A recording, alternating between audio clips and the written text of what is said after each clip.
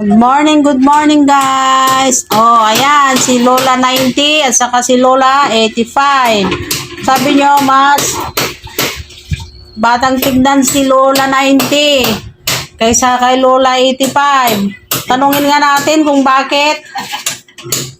Oh, si Lola 90, bakit mas bata daw yung tingin nila sa'yo, Lola? Oo, Kasi, kasi, siyempre ako, wala akong problema. Kaya anak na kati balasang pa lang maka.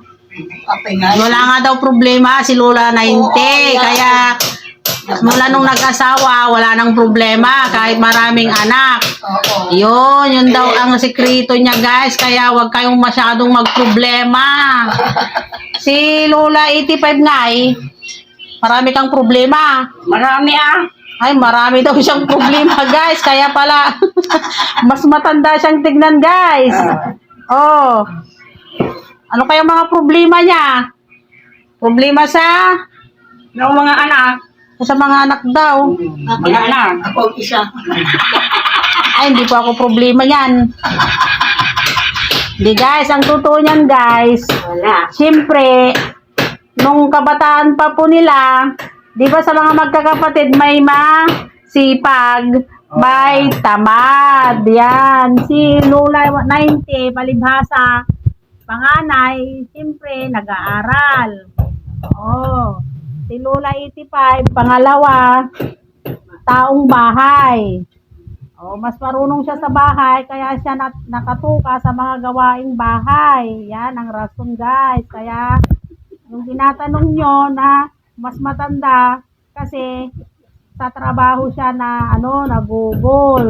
Si Lola 90, siyempre, dalaga, panganay, pasimple-simple, ganon. Wala siyang maghanong trabaho. Ayan.